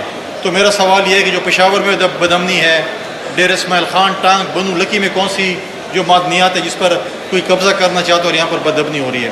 تو ہم نے جماعت یار صاحب یہاں پر بیٹھے ہوئے ہیں، پیپلز پارٹی کے یہاں پر ہمارے دوست بیٹھے ہوئے ہیں، عوامی نیشنل پارٹی کے ہمارے پاس یہاں پر دوست بیٹھے ہوئے ہیں، جمعیت علماء اسلام اور جماعت اسلامی کے ہمارے یہاں پر دوست بیٹھے ہوئے ہیں. 2008 میں جب ہماری ایک اتحادی حکومت یہاں پر بنی تھی، اس صوبے کی کیا سچویشن تھی؟ یہاں پر ہمارے سیاسی جماعتوں کے لیڈران نے، میڈیا کے دوستوں نے، تمام لوگ طبقہ فکر کے لوگوں نے، یہاں کے ہمارے APS کے شہداء کے ہمارے بچوں نے قربانی دی امن کے لیے. اور ہم نے جو آج بھی حکومت ہے ان کو ہمیں 2013 میں ایک پرامن صوبہ حوالے کیا تھا. اور آج صوبے کی آپ صورتحال دیکھیں، ہماری فوج نے قربانیاں دی، ہمارے پولیس کے نوجوان نے قربانیاں دی، تمام طبقہ فکر کے لوگوں نے قربانیاں دی. آج ہم دوبارہ امن کی تلاش میں ہیں. لہٰذا ہمیں اپنی فوج پہ، ہمیں اپنی پولیس پہ، ہمیں اپنی سیاسی قیادت پہ بھرپور یقین ہے. آپ لوگوں پہ یقین ہے کہ انشاءاللہ ہم دوبارہ ایک پرامن صوبہ بنیں گے، خوشحالی کا صوبہ بنیں گے، ایک ترقی یافتہ صوبہ بنیں گے. اور ہم امن کے لیے اور ترقی کے لیے ہر کسی کے ساتھ کام کرنے کو انشاءاللہ تیار ہیں. اور میں آپ کو یقین دلاتا ہوں اپنے تاجر برادری کو کہ آپ کا جو بھی ایشو ہوگا اسلام آباد میں، چاہے وہ TDAP کے حوالے سے ہوگا، چاہے کامرس منسٹری کے حوالے سے ہوگا، چاہے آپ نے EDF کے حوالے سے کہا یا سیمیڈا کے حوالے سے کہا، انشاءاللہ تعالی آپ لوگوں کے جو مسائل ہیں اس کے حل کے لیے میں بھرپور کوشش کروں گا. اور آپ کے مسائل کے حل کے لیے انشاءاللہ ہم مسائل کا حل انشاءاللہ نکالیں گے. شکریہ، بڑی مہربانی. پاکستان زندہ باد. گورنر خیبر پختونخوا. آپ مجھے بتائیے صوبے میں کون سے ترقیاتی کام ہوئے ہیں؟ ہاں ایک کام ہوا ہے، کوہستان کا اسکینڈل بھی آیا ہے، چینی کا بھی ہے، گندم کا بھی آیا ہے. بلین ٹری کا نام لینے والا کوئی نہیں ہے. آج میں نے آج ہی پڑھا ہے کہ آج آپ کے صحت کارڈ میں بھی پیسے جو ہے اربوں روپے، باقی تو چھوڑیں آپ کے مسجدوں کے سولر بھی کھا گئے ہیں. اور مجھے بتائیں ترقیاتی کام تو گراؤنڈ پہ ہوتے ہیں، آپ ہمیں بتائیں کون سے ترقیاتی کام یہاں پر ہوئے. ہم نے ایک پرامن صوبہ ان کے حوالے کیا تھا، آج صبح دوبارہ بدامنی کی طرف چلا گیا ہے. آج آپ دیکھیں کہ ہمارے جو فاٹا کی جو فارمر فاٹا ہے ان علاقوں کو دیکھیں، سیٹل ڈیرے کی سچویشن آپ دیکھیں. وزیر اعلیٰ صاحب کا اپنا ضلع ڈیر اسماعیل خان دیکھیں، میں بھی اس ضلع سے تعلق رکھتا ہوں. 18ویں ترمیم کے بعد سارے اختیارات جو ہیں وہ چیف ایگزیکٹو آف پروونس کے پاس ہوتے ہیں. تو آج اگر ہمارے وزیر اعلیٰ صاحب اپنے ضلع کو ماڈل ضلع بنا لیں تو کہتے ہیں کہ باقی صوبے کو میں اس طریقے سے بناؤں گا. لیکن آج بدامنی ہے. عوامی نیشنل پارٹی نے APC بلائی تھی پچھلے 26 تاریخ کو. ابھی انہوں نے ایک مارچ کا اعلان کیا، پرامن مارچ کا اعلان کیا ہے. اپنی آواز اسلام آباد تک پہنچانے کے لیے تمام پولیٹیکل پارٹیز جو ہیں جو امن چاہتی ہیں ان کے ساتھ موجود ہیں. اور ہمیشہ جب بھی اے پی سی ہوتی ہے جو بھی بلاتا ہے اپوزیشن بلاتے تو اس میں ایک جماعت نہیں ہوتی جو کہ جس کا نام تحریک انتشار ہے, پی ٹی آئی. آپ مجھے بتائیں کہ جب 26 کو عوامی نیشنل پارٹی نے اے پی سی بلائی تو حکومت کود پڑی کہ 24 کو ہم اے پی سی بلا رہے ہیں. آپ مجھے بتائیں اے پی سی کے آخری اسٹیٹمنٹ جو وزیر اعلیٰ صاحب نے دیا وہ ہم سے ڈوز کروانا چاہتے تھے, جو انہوں نے اداروں کے خلاف بات چیت کی, اور پھر اتنی جرت نہیں تھی کہ 24 گھنٹے انتظار کر سکے. 24 گھنٹے کے اندر ان کا جو سافٹ ویئر اپڈیٹ ہوا تو ایک اور اسٹیٹمنٹ آ گئی, اور وہ بھی آپ کے ذمہ ڈال دیا کہ میں نے جو اے پی سی کے بعد ایک پریس کال کی تھی وہ میڈیا والوں نے غلط پیش کیا, حالانکہ وہ لائیو تھے سارے. لہٰذا ہم اس صوبے میں امن چاہتے ہیں, ہم صوبے میں ترقی چاہتے ہیں, چاہے جو پارٹی بھی ہو. جو صوبے کے لیے امن میں کام کرے گی, ہمیں ان لوگوں کی سنجیدگی نظر نہیں آ رہی. یہ بھی جرگہ آپ نے حالات ادھر تک لے ہوئے ہیں. ہم کہتے ہیں بالکل مذاکرات کے ذریعے, سب سے پہلے ہماری بات چیت ہم نے بھی شروعات میں کیا تھا, مذاکرات کے ذریعے امن آنا چاہیے. جب مذاکرات نہیں ہوں گے, جو ہمارے ملک کا آئین نہیں مانے گا, جو ہمارے ملک کا قانون نہیں مانے گا, جو ہمارے فوجیوں پہ, ہمارے پولیس کے نوجوانوں پہ, جو ہمارے سرکاری ملازمین کو روزانہ شہید کریں گے, تو پھر انٹیلیجنس بیس آپریشن تو ہوں گے. سر یہ بتائیے گورنر صاحب, یہ 5 اگست کے بعد اب 14 اگست کی کاٹ دی ہے پی ٹی آئی نے, تو کیا حکومت کے خلاف کوئی بڑی تحریک ہونے جا رہی ہے؟ دیکھیں, سب سے افسوسناک بات یہ ہے, ہمارے بھی شاید ماضی میں اسٹیبلشمنٹ کے ساتھ تحفظات ہوں, عوامی نیشنل پارٹی کے بھی شاید تحفظات ہوں گے, کسی اور جماعت کے بھی ہوں گے, لیکن کبھی ہم اس ایکسٹریم تک نہیں گئے ہیں. ہم نے سب سے پہلے پاکستان کی بات کی ہے, پھر ہم نے اپنے اندرونی اختلافات کی بات کی ہے. 5 اگست ہمارے کشمیروں کے ساتھ یکجہتی کا دن تھا. 5 اگست کو ہمارے سی ایم صاحب کشمیروں کے واک میں نہیں آئے, لیکن اپنی ایک ریلی, میں نے پہلے کہا تھا کہ پی ٹی آئی صرف گلی کوچوں تک رہ چکی ہے. اگر لاہور میں اجازت نہیں تھی, کراچی میں نہیں تھی, کوئٹہ میں نہیں تھی, خیبر پختونخوا میں بھی اجازت کی ضرورت تھی. وہاں پر بھی انہوں نے رنگ روڈ پہ ایک چھوٹی سی ریلی نکالی, اور قلعہ بالسار پہ سلام پیش کرنے کے بعد وہ واپس جو ہے اپنے ورکروں سے بھی چھپ کر چلے گئے. تو یہ گلی کوچ تک رہ کے پشاور میں بھی جلسہ نہیں کر سکے. اب 14 اگست آ رہی ہے, علیم آبادی کہہ رہی ہے کہ ہم تو 14 اگست مانتے نہیں, ہم تو اپنی آزادی کی. دیکھیں, اگر آپ کے قیدی کو اگر آزادی ملنی ہے تو وہ عدالتوں سے ملنی ہے, آپ کو این آر او نہیں ملنا. آپ کو یاد ہے کہ ہر جلسے میں کھڑا ہو کے قیدی نمبر 420 کہتا تھا کسی کو این آر او نہیں دوں گا, جیل سے یہ نکال دوں گا. تو اب ہم بھی یہ کہہ رہے ہیں کہ این آر او آپ کو نہیں ملے گا, عدالتوں نے آپ کو سزائیں دی ہیں. یہ لانگ مارچز سے, جلسوں سے آپ کو کی جان نہیں چھوٹے گی. اور آپ مجھے بتائیں کہ ہم جو ہیں, ہم شہید ذوالفقار علی بھٹو کے پیروکار ہیں. میں اگر گورنر بنتا ہوں یا ہمارے پریزیڈنٹ بنتے ہیں یا پرائم منسٹرز بنتے ہیں, جو بھی بنتے ہیں, وہ سب سے پہلے گڑی خدا بخش جا کر حاضری دیتے ہیں. جیسے عوامی نیشنل پارٹی کے ہیں, ان کا جو ہے وہ اپنا 4 سدہ جو ہے وہ ان کا ولی باغ جو ہے, یا سب سیاسی گربل ہے, باقی جماعتوں کے بھی ہیں. ہمارے سی ایم صاحب جب حلف لیتے ہیں سب سے پہلے اپنی کابینہ کے ساتھ جا کے کور کمانڈر کو سلام پیش کرتے ہیں, وہاں پر جا کر جو ہے وہ سلامی دیتے ہیں. تو آپ خود سمجھ لیں, جب سلامی وہاں پر دیتے ہیں اور پھر بعد میں کہتے ہیں کہ میں اپنا ریلی بھی جو ہے قلعہ بالسار کے بعد سلوٹ پیش کروں گا, تو آپ سمجھ لیں کہ یہ ماضی کے ہمارے اسٹیبلشمنٹ کی پیداوار تھی. ان کا کوئی سیاسی قبلہ کعبہ نہیں ہے, یہ کبھی سیاست نہیں ہے, ملک کی بہتری نہیں چاہتے. جب بھی ملک کی بہتری, کشمیر کی بات آتی ہے, آج پورا پاکستان ہمیں جو ہے وہ جشن مارا. 1947 کے بعد پہلی دفعہ ہمیں اتنی خوشی محسوس ہو رہی ہے کہ پورا پاکستان جشن مارے, اور یہ 14 اگست کہتے ہیں کہ ہم دوبارہ احتجاج کریں گے. سر سی ایم صاحب کی آپ نے بات کر لی کہ سی ایم صاحب کور کمانڈر کے ہاں وہ وہاں پہ جاتے ہیں, ان سے سوالات یا ان کو مطلب ان کو مل ملاپ ہے, تو یہ آپ یہ نہیں سمجھتے سر کہ ایک طرف وہ لگ رہا ہے سی ایم صاحب کہ پی ٹی آئی کو وہ سپورٹ کر رہے ہیں, دعوے کر رہے ہیں, دوسری سائڈ پہ اسٹیبلش آرمی کی بات آپ نے کی, تو یہ کون سا, یہ تضاد نہیں ہے؟ آئے یہ کس کو دھوکہ دے رہے ہیں, یہ آرمی کا آدمی ہے یا پی ٹی آئی کا ہے؟ دیکھیں, وہ وہاں پر جو ہے وہ سلامی دینے اور اندوروں مانگنے گئے تھے, اور وہ بیچارے وکٹ کے دونوں طرف کھیلتے ہیں. ایک رات پارٹی کے ورکر کو بیان دیتے ہیں, اگلے دن جب ان کو پتہ چلتا ہے تو پارٹی کے ورکر خوش ہو گئے, دوسری طرف وکٹ کے میں نے کھیلنے ہیں, تو اگلے دن ایک اور بیان آ جاتا ہے کہ ہم اپنے افواج. دیکھیں, آپ کو ایک لائن میں جانا, پولیٹیکل جو پارٹیز ہیں جو یہاں پر آج بھی موجود ہے, میرے ساتھ مہت میار صاحب بھی کھڑے ہیں, ایک پارٹی کی لائن ہوتی ہے, اس پہ جانا پڑتا ہے. وکٹ کے دونوں طرف جو کھیلتے ہیں اس کی یہ صورتحال ہوتی ہے, کیونکہ جب وہ یہاں سے جاتے ہیں 6 دن ان کو لگتے ہیں اسلام آباد جاتے ہوئے, واپسی بھی اس کو 6 منٹ لگ جاتے ہیں واپس.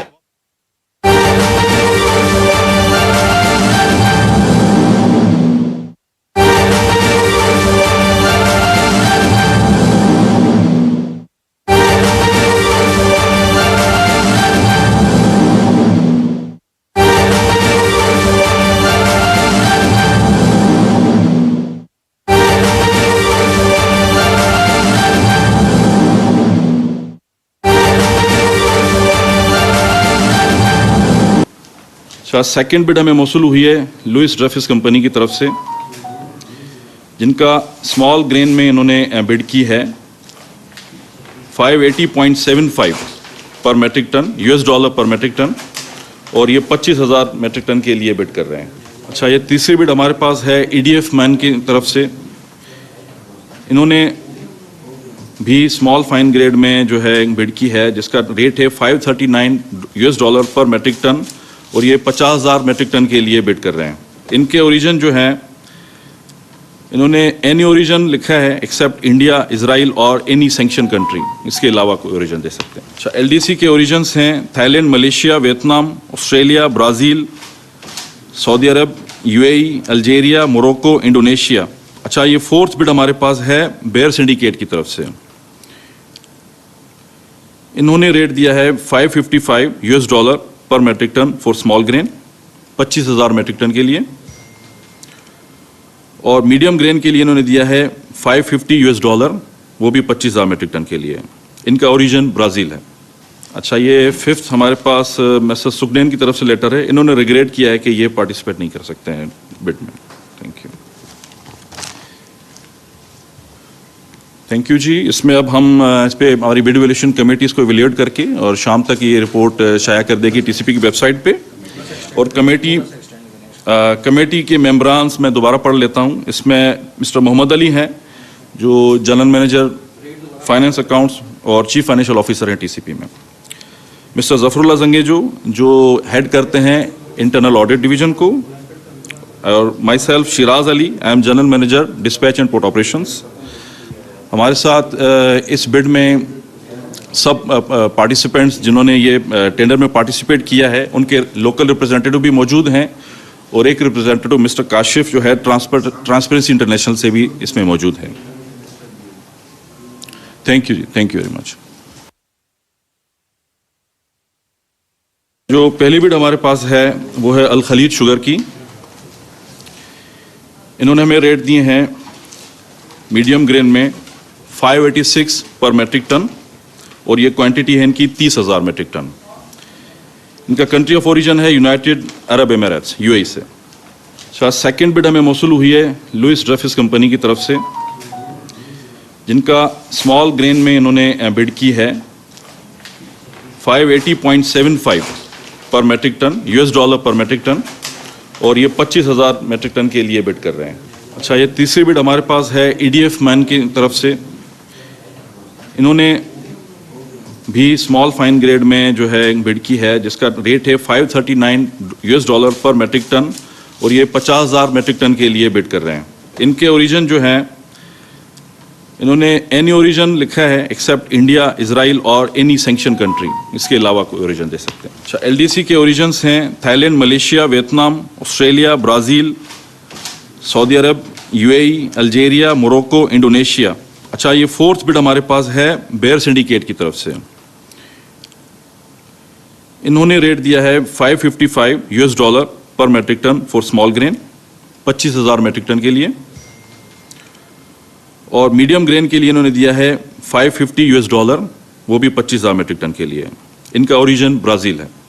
अच्छा, ये फिफ्थ हमारे पास मिस्टर सुखनैन की तरफ से लेटर है। इन्होंने रिग्रेट किया है कि ये पार्टिसिपेट नहीं कर सकते हैं बिड में। Thank you. थैंक यू जी। इसमें अब हम इस पर हमारी बिड वैल्यूएशन कमेटी इसको इवैल्यूएट करके और शाम तक ये रिपोर्ट शाया कर देगी TCP की वेबसाइट पे। और कमेटी के मेंबरान्स मैं दोबारा पढ़ लेता हूँ। इसमें मिस्टर मोहम्मद अली हैं, जो जनरल मैनेजर फाइनेंस अकाउंट्स और चीफ फाइनेंशियल ऑफिसर हैं TCP में। मिस्टर ज़फ़रुल्लाह ज़ंगेजो, जो हेड करते हैं इंटरनल ऑडिट डिवीजन को, और my self Siraj Ali, I am general manager dispatch and port operations. हमारे साथ इस बिड में सब पार्टिसिपेंट्स जिन्होंने ये टेंडर में पार्टिसिपेट किया है, उनके लोकल रिप्रेजेंटेटिव भी मौजूद हैं, और एक रिप्रेजेंटेटिव मिस्टर काशिफ जो है ट्रांसपेरेंसी इंटरनेशनल से भी इसमें मौजूद है। थैंक यू जी, thank you very much. Trading corporation of Pakistan में 1 लाख मैट्रिक टन चीनी खरीदारी का टेंडर खोलने का अमल। इस हवाले से बराह रास्त मनासिर अब से कुछ ही देर कबल आप देख रहे थे जनरल मैनेजर पोर्ट ऑपरेशन चीनी खरीदारी के अमल की बिडिंग खोलने के अमल की निगरानी कर रहे हैं और चीनी खरीदारी के टेंडर्स खोलने के अमल की निगरानी एमनेस्टी इंटरनेशनल भी कर रही है। इसी हवाले से जिन कंपनीज की जानिब से या जिन मिल्स की जानिब से बिडिंग की ऑफर की गई है उनका भी जिक्र किया गया है यहाँ पर। और बिडिंग की कार्रवाई इस वक्त आप मुलाहिजा कर रहे थे। चीनी खरीदारी के टेंडर खोलने के अमल की निगरानी एमनेस्टी इंटरनेशनल भी कर रही है। Karachi trading corporation of Pakistan में 1 लाख मैट्रिक टन चीनी खरीदारी का टेंडर खोलने का अमल आप मुलाहिजा कर रहे थे। जनरल मैनेजर पोर्ट ऑपरेशन चीनी खरीदारी के अमल की निगरानी कर रहे हैं। PTV न्यूज से ये थी अब तक की ताज़ा तरीन खबर। दुरुस्त हर वक्त बार वक्त।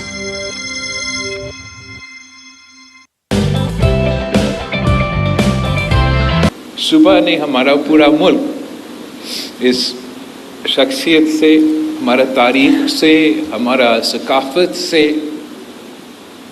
ताकत लेते हैं और हर मुश्किलात का सामना करते आ रहे हैं। इस साल पाकिस्तान पे भारत ने एक रात के अंधेरों में एक ऐसा हमला शुरू किया, एक ऐसा जंग छेड़ा जो आप सब ने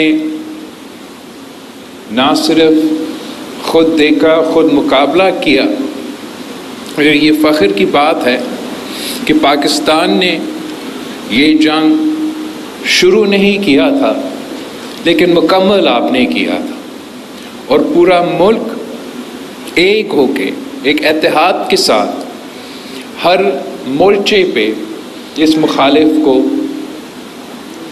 जवाब दिया था।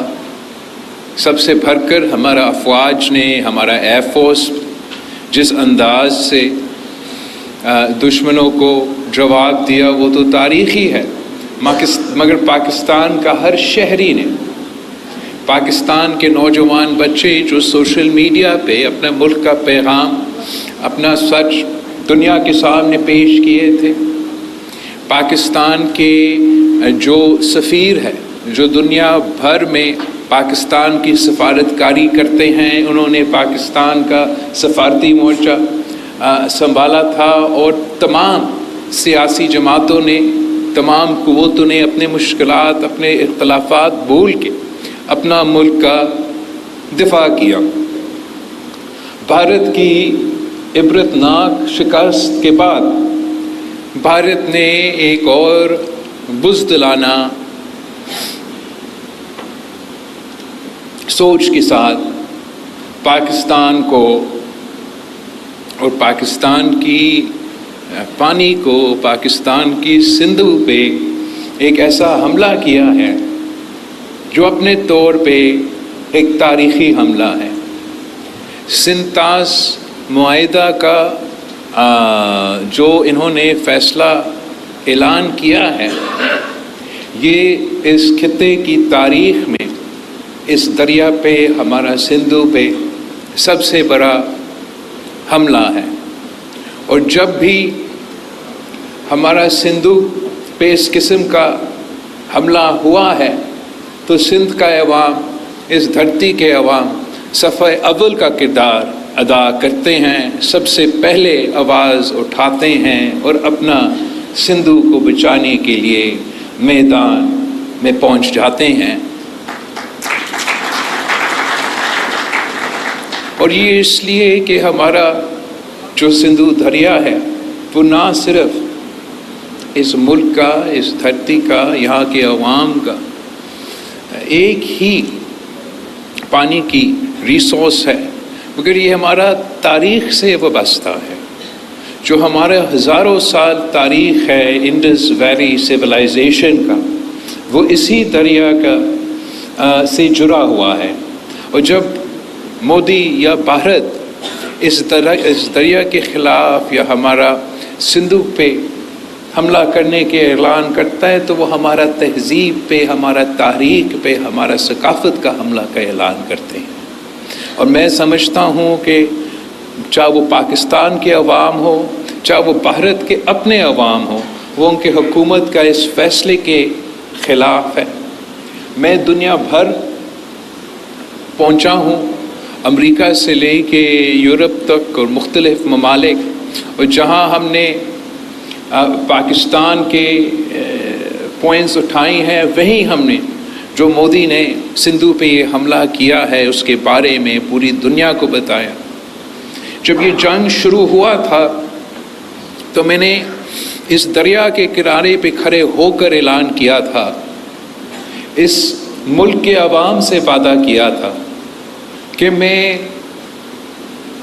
मोदी को दुनिया के सामने बेनकाब करूंगा, और मैं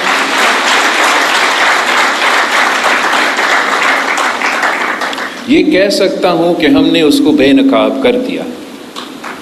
जो उनके झूठ थे पाकिस्तान के बारे में, उन झूठ के बारे में हमने दुनिया को बताया है।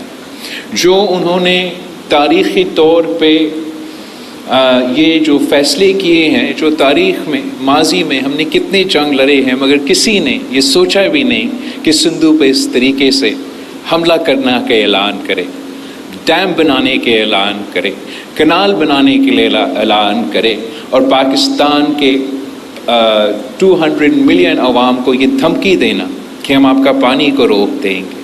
इस धमकी के बारे में, इस हमला के बारे में हमने दुनिया भर में आवाज़ उठाया है। हम इस जद्दोजहद में मुझे आपकी ज़रूरत है।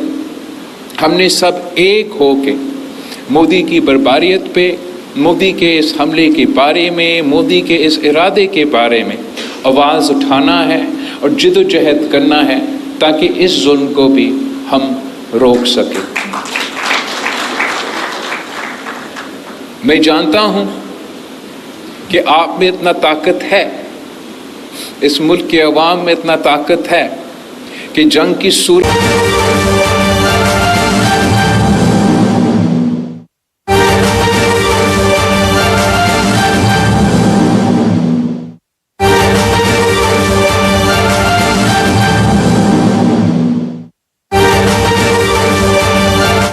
Bismillahir-Rahmanir-Rahim. Federal ministers, distinguished ambassadors, parliamentarians, respected head of minorities, community, ladies and gentlemen, Assalamu alaikum, good evening. Today we are gathered to observe the National Minority Day, a day to recognize the contributions of our non-Muslim citizens to the progress and development of Pakistan. It also serves as a solemn reminder of our shared responsibilities to build a society where individuals of all faiths can together in dignity, equality, and freedom. As you are aware, Islam upholds the principles of peace, justice, and sanity of human dignity. A shining example of this is the Charter of Medina, granted equal rights to all communities, including non-Muslims, within the first Islamic state. In the same spirit, Quaid-e-Azam Muhammad Ali Jinnah envisioned a Pakistan where every citizen, regardless of his religion, enjoy equal rights. His vision of unity, tolerance continues to guide the state policies to this date. Ladies and gentlemen, we hold in high regards the contributions made by our minority communities to the strength and progress of our nation. The state has taken practical measures to promote inclusion and ensure equal opportunities to all. Separate seats have been reserved for non-Muslims in the parliament and provincial assemblies to ensure that participation in the legislative and the policy-making process. A 5% quota in federal and provincial government jobs has been reserved to support the economic empowerment of minorities. In the field of education and scholarships are being offered minority students from primary level through the professional and higher education institutions. You would appreciate that the national policy of interfaith harmony has been designed to promote religious tolerance, strengthen social integration, and unite all religious communities as part of the coalition national fiber. Let me make it absolutely clear. The state of Pakistan stands determined against all forms of discrimination, extremism, and violence. Such acts have no place in our society and were not allowed to threaten the unity, integrity of our nation. As the President of Islamic Republic of Pakistan, I want to assure you, our minority communities, that you are an essential and respected part of our societies. Your rights and freedom and safety are fully protected under the Constitution. On this National Minorities Day, let us renew our collective resolve to build a more inclusive, stronger Pakistan, one where every citizen, regardless of his religion or belief, enjoys equal rights, mutual respect, and legal protections.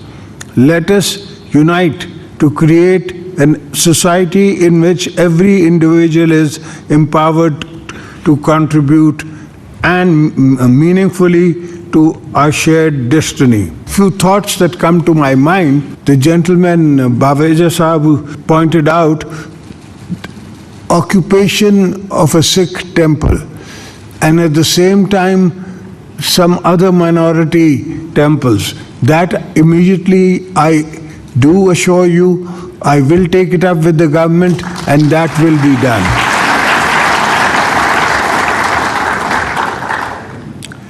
The other thing which I would appreciate the minister to do is keep a scholarships for minorities record, that we know that HSN has given 10 scholarships to the minorities. Cadet colleges, we should know, because when I was a kid, I didn't know the difference between Hindu and anybody else. We all lived together in a boys' college, and Christian boys were there, and so were Hindu boys there, very much so, and very educated, total Pakistani spirit. We never found any difference. Even today, I come from a city of Karachi, where there used to be lots of Catholic and lots of Parsis.